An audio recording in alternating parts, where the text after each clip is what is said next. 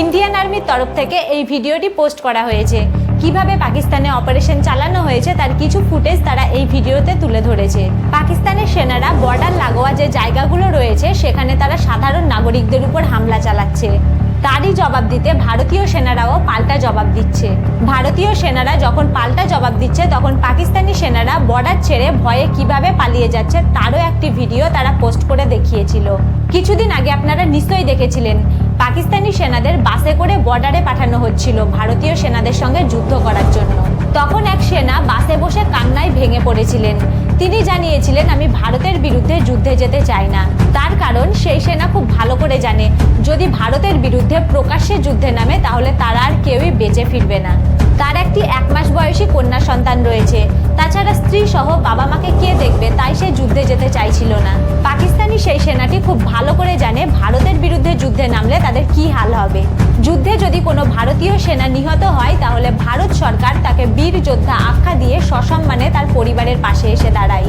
কিন্তু অপরদিকে যদি কোনো পাকিস্তানি সেনা নিহত হয় তাহলে পাকিস্তান সরকার তাদের কোনো সেনা মারা গিয়েছে সেটা তারা স্বীকারই করে না। আর সেই পরিবারের পাশে দাঁড়ানো তো দূরের কথা, তারা পরিষ্কার জানিয়ে দেয় এই নামের কোনো সেনা পাকিস্তানি সেনাবাহিনীতে ছিলই না। এই হচ্ছে পাকিস্তানের সেনাদের অবস্থা। আর এই কথাগুলো ভারতের তরফ থেকে নয়, পাকিস্তানি সেনারা নিজেরাই জানিয়েছে। পাকিস্তান যখন পর জম্মু কাশ্মীরের বর্ডার এলাকাগুলিতে সাধারণ নাগরিকদের উপর হামলা চালাচ্ছিল তার উপযুক্ত জবাব ভারতীয় সেনারা যেভাবে দিচ্ছিল তা একটু আগেই আপনারা ভিডিওতে দেখতে পেলেন। পেহেলগামের সেই ঘটনার প্রতিশোধ নেওয়ার জন্য ভারতের 3 বাহিনী Indian air force, Indian navy, Indian army যেভাবে যুদ্ধের জন্য প্রস্তুতি নিচ্ছিল আর পাকিস্তানকে যেভাবে চারিদিক থেকে ঘিরে ধরেছিল তা দেখে কার্যত পাকিস্তান সত্যিই ভয় পেয়ে গেছে। আর আমেরিকার কাছে জানায় যে ভারত যে কোনো সময়ে পাকিস্তানের উপর হামলা করতে পারে, তাই ভারতকে যে কোনো উপায়ে শান্ত করুন, নইলে পাকিস্তানের অবস্থা এমনিতেই খারাপ। আর এই খারাপ পরিস্থিতিতে পাকিস্তান যদি ভারতের সঙ্গে যুদ্ধে যায় তাহলে পৃথিবীর ম্যাপ থেকে পাকিস্তান পুরোপুরি মুছে যাবে। আর ঠিক সেই সময়েই ডোনাল্ড ট্রাম্প ভারত ও পাকিস্তানের মধ্যে যুদ্ধ নিয়ে মধ্যস্থতা করতে একটি পোস্ট করেন। আপনাদের দেখাচ্ছি সেই পোস্টটিতে কি লেখা আছে। After a long night of Tux mediated by the United States, I am pleased to announce that India and Pakistan have agreed to a full and immediate ceasefire. Congratulations to both countries on using common sense and great intelligence. Thank you for your attention this matter. এর বাংলা করলে দাঁড়ায়, মার্কিন যুক্তরাষ্ট্রের মধ্যস্থতায় দীর্ঘ রাতের আলোচনার পর আমি ঘোষণা করতে পেরে আনন্দিত যে ভারত ও পাকিস্তান একটি পূর্ণ ও তাৎক্ষণিক যুদ্ধবিরতিতে সম্মত হয়েছে। সাধারণ জ্ঞান এবং মহান বুদ্ধিমত্তা ব্যবহার করার জন্য উভয় দেশকে অভিনন্দন। এই বিষয়ে আপনার মনোযোগের জন্য আপনাকে ধন্যবাদ। এখন ডোনাল্ড ট্রাম্পের এই পোস্টটি থেকে একটি প্রশ্ন উঠে আসে যে কেন হঠাৎ করে ডোনাল্ড ট্রাম্প গতকাল এই পোস্টটি করেছিলেন। কোথায়? ভারতের তরফ থেকে তো অফিসিয়ালি কিছু বলা হয়নি যে ভারত পাকিস্তানের সঙ্গে মধ্যস্থতা করতে চায়, বা ডোনাল্ড ট্রাম্পকে এটাও বলা হয়নি যে আপনি পাকিস্তানকে বলুন তাদের সঙ্গে যুদ্ধে নামতেই আমরা ভয় পেয়ে গেছি।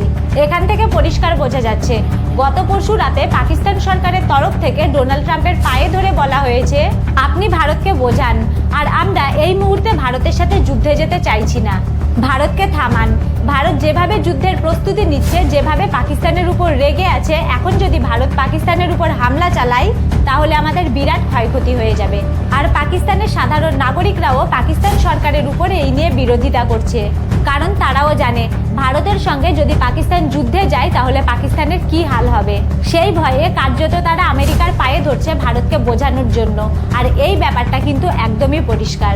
পাকিস্তান সরকার নিজেরাও জানে তাদের কাছে বর্তমানে যা অস্ত্রশস্ত্র রয়েছে তা দিয়ে ভারতের সঙ্গে 1 থেকে 2 দিনের বেশি টিকে থাকা যাবে না। আর যুদ্ধ চালিয়ে যাওয়ার মতো অস্ত্র তাদেরকে অন্য দেশ থেকে কিনতে হবে, আর যা কেনার মতো অর্থ এই মুহূর্তে তাদের কাছে নেই। আর বিশ্ব ব্যাংক পাকিস্তানকে স্পষ্ট জানিয়ে দিয়েছে তারা আর নতুন করে পাকিস্তানকে এই মুহূর্তে কোনো ঋণ দেবে না, কারণ এমনিতেই পাকিস্তানের মাথার উপরে বিশ্ব ব্যাংক এবং চীনের ঋণের বোঝা চেপে রয়েছে, যার সুদটুকুও তারা দিতে পারে না। শুধুমাত্র সুদটুকু ঠিক সময়ে দিতে তাদের আবারও ঋণ করতে হয়।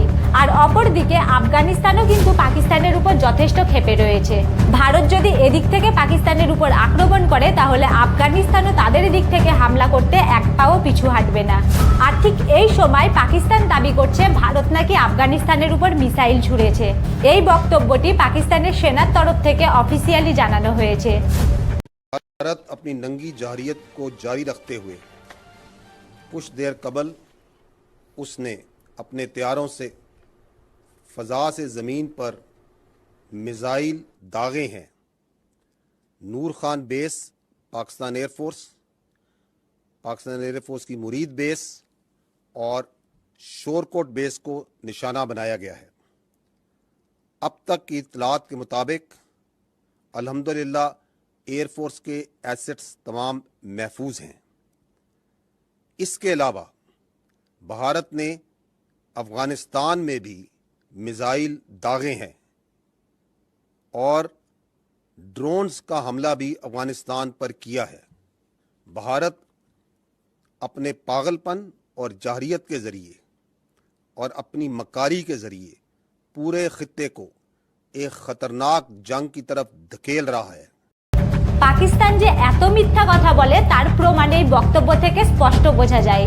ভারতের এখন খেয়ে দেয়ে কাজ নেই যে আফগানিস্তানের উপর এমনি এমনি মিসাইল ছুড়ে দেবে, পাকিস্তানকে টপকে আফগানিস্তানে চলে যাবে। মিথ্যা কথা বললেও একটু সাজিয়ে গুছিয়ে প্ল্যান মাফিক বলতে হয়। এরা যে ধরনের মিথ্যা বলে সেই মিথ্যাগুলো বাংলাদেশের সঙ্গে খুব ভালো মানায়। অ্যাকচুয়ালি পাকিস্তানের প্ল্যান হলো ভারতের সঙ্গে আফগানিস্তানের সম্পর্ক খারাপ করে দেওয়া, কারণ তারা জানে বর্তমানে আফগানিস্তানের সঙ্গে ভারতের খুব ভালো সম্পর্ক রয়েছে। আর ঠিক সেই মুহূর্তে ভারতের নাম করে যদি পাকিস্তান থেকে দুটো মিসাইল আফগানিস্তানে ছোড়া হয়, তাহলে হয়তো আফগানিস্তান সত্যিই ভেবে নেবে ভারত তাদের উপর মিসাইল ছুড়েছে আর তারা ভারতের উপর পাল্টা আক্রমণ করবে। তারা এখন আফগানিস্তানকে পাশে চাইছে, কিন্তু আফগানিস্তান কোনোদিনই ভিখারি পাকিস্তানের পাশে দাঁড়াবে না। আর তাছাড়া তাদের কাছে আছেটাই বা কি যে তারা পাকিস্তানের হয়ে কথা বলবে। একটু আগেই আপনাদের বলেছিলাম ডোনাল্ড ট্রাম্প তার একটি পোস্টে লিখেছে পাকিস্তান ভারতের সঙ্গে যুদ্ধ চায় না, তারা ভারতের সঙ্গে মধ্যস্থতা করতে চায়। আর ঠিক তার কয়েক ঘন্টা পরেই পররাষ্ট্র মন্ত্রণালয়ের তরফ থেকে একটি বিবৃতি সামনে রাখা হয়, যেখানে বলা হয় ভারত আপাতত পাকিস্তানের উপর কোনো রকম সামরিক অভিযান চালাবে না। ইন্ডিয়ান আর্মি, ইন্ডিয়ান এয়ারফোর্স এবং ইন্ডিয়ান নেভির তরফ থেকে কোনো রকম অ্যাকশন নেওয়া হবে না। 12ই মে অর্থাৎ আগামী সোমবার দুই দেশ বৈঠকে বসবে। আর এই কথা সামনে আসার পর আমাদের দেশের সেনাবাহিনীর তরফ থেকেও একটি প্রেস ব্রিফিং সামনে রাখা হয়, যেখানে ভারতীয় সেনাবাহিনী স্পষ্ট জানিয়ে দেয় যদিও আমরা একটি আন্ডারস্ট্যান্ডিংয়ে এসেছি, দুই দেশের যুদ্ধবিরতিকে মেনে নিয়েছি, দুই দেশই যুদ্ধবিরতিতে রাজি হয়েছে, কিন্তু তার মানে এই নয় যে আমাদের দেশের সামরিক প্রস্তুতিতে কোথাও কোনো খামতি থাকবে। আমরা সব রকমভাবেই প্রস্তুত রয়েছি আমাদের দেশকে রক্ষা করার জন্য। আর যদি পাকিস্তানের তরফ থেকে এটা লঙ্ঘন করা হয় তাহলে কিন্তু ভারতীয় সেনা সব দিক থেকে সব রকমভাবে প্রত্যাঘাত করার জন্য প্রস্তুত রয়েছে। আর এই ঘটনার কয়েক ঘন্টা পর ভারতের সঙ্গে পাকিস্তানের যে সীমান্ত এলাকাগুলো রয়েছে সেই একাধিক সীমান্ত এলাকায় এই সিজফায়ার লঙ্ঘন করতে শুরু করেছে। আর এই খবর যখন সংবাদ মাধ্যমে দেখতে পাই তখন ভেবেছিলাম সংবাদ মাধ্যম হয়তো ভুল বলছে, হয়তো এই তথ্য সঠিক নয়, কারণ কিছুক্ষণ আগেই পাকিস্তান তারা নিজেরাই যুদ্ধবিরতি ঘোষণা করেছে। তাহলে পাকিস্তানের পক্ষে কি সেই যুদ্ধবিরতি লঙ্ঘন করা সম্ভব? কিন্তু জম্মু কাশ্মীরের যিনি মুখ্যমন্ত্রী রয়েছেন ওমর আবদুল্লাহ, তিনি নিজে যখন সোশ্যাল মিডিয়ায় এই পোস্টটি করেছেন তখন কিন্তু বিষয়টি পরিষ্কার হয়ে যায়।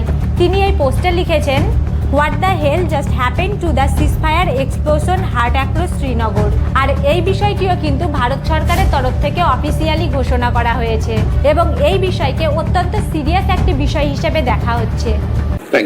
भारत और पाकिस्तान के डीजीएमओस के बीच जो पिछले कुछ दिन से चल रही सैन्य कार्रवाई को रोकने का समझौता आज शाम को हुआ था, पिछले कुछ घंटों से इस समझौते का पाकिस्तान की ओर से घोर उल्लंघन हो रहा है। भारतीय सेना जवाबी कार्रवाई कर रही है और इस सीमा अतिक्रमण से निपट रही है। ये अतिक्रमण अत्यंत ही निंदनीय है और पाकिस्तान इनके लिए जिम्मेदार है। हमारा मानना है कि पाकिस्तान इस स्थिति को ठीक से समझे और इस अतिक्रमण को रोकने के लिए तुरंत उचित कार्रवाई करे। सेना ने इस स्थिति पर कड़ी नजर रखी हुई है और उसे किसी भी अतिक्रमण से निपटने के लिए ठोस और सख्त कदम उठाने के लिए आदेश दे दिए गए हैं। যাই হোক, পাকিস্তান মুখে যা কিছুই বলুক না কেন তাদের যে পুরোপুরি বিশ্বাস করা যায় না তা এখান থেকেই প্রমাণ হয়ে গেল। আর দেখা হচ্ছে পরবর্তী আপডেট নিয়ে। যদি এই ভিডিওটি ভালো লাগে তাহলে ভিডিওটিতে লাইক আর চ্যানেলে নতুন হয়ে থাকলে চ্যানেলটিকে সাবস্ক্রাইব করতে ভুলবেন না। আপনাদের সকলকে অসংখ্য ধন্যবাদ।